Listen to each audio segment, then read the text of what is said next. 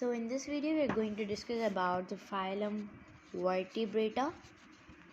As you guys all know, in the previous video we have discussed about the phylum invertebrate. Okay, so as you guys all know that the vertebrate, which means that the vertebrata or the craniata. As you guys saw in the previous video, we discussed about the classification of the chordata.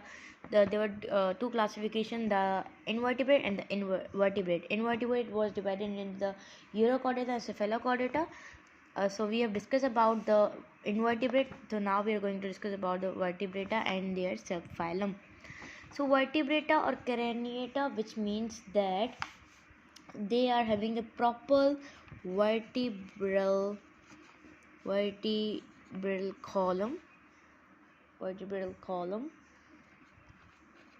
okay, which form the skeleton, as well as they are having the brain box or the cranium, proper brain with the brain box.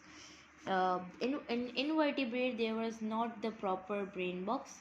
Okay, so that was quite different from the, you can say that, the invertebrate. Okay, so if you talk about the vertebrate, so the vertebrate are basically having a notochord, which is basically replaced by the backbone or the vertebral column. Okay, as well as they are basically the fins in fishes, and they are free swimming. Okay, and the fins are basically their, you can say that, crawl very easily. They can crawl, they're having the wings. Okay, and you can say that they also their adaptation is their increase in size or in the complexity of their brain and sensory structures. So this was about the phylum vertebrata. So it is divided into the two subphylum. So in this video we are going to discuss about this first subphylum, that is the phylum agnatha. Okay, agnatha, which means that the jawless fishes.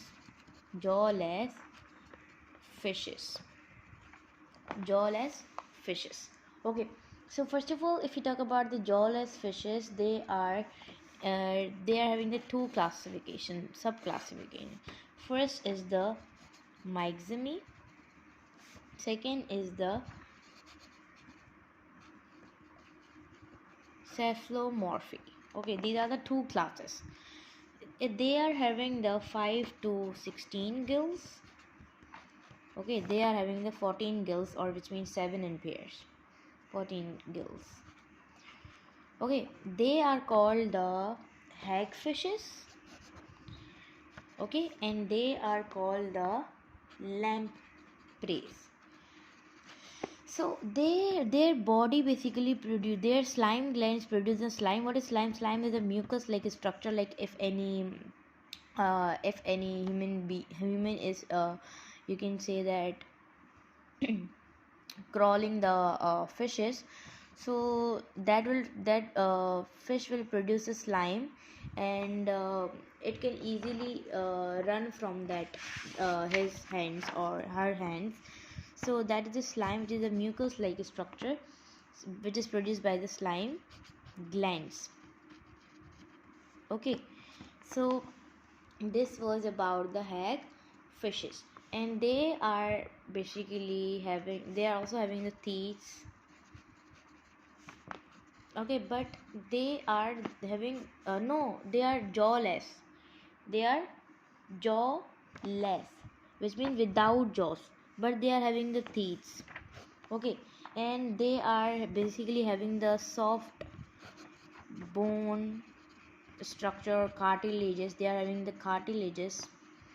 Okay, and their fertilization of both is external, which means their sexes are different and their fertilization is external. Okay, and there is basically no larva produced.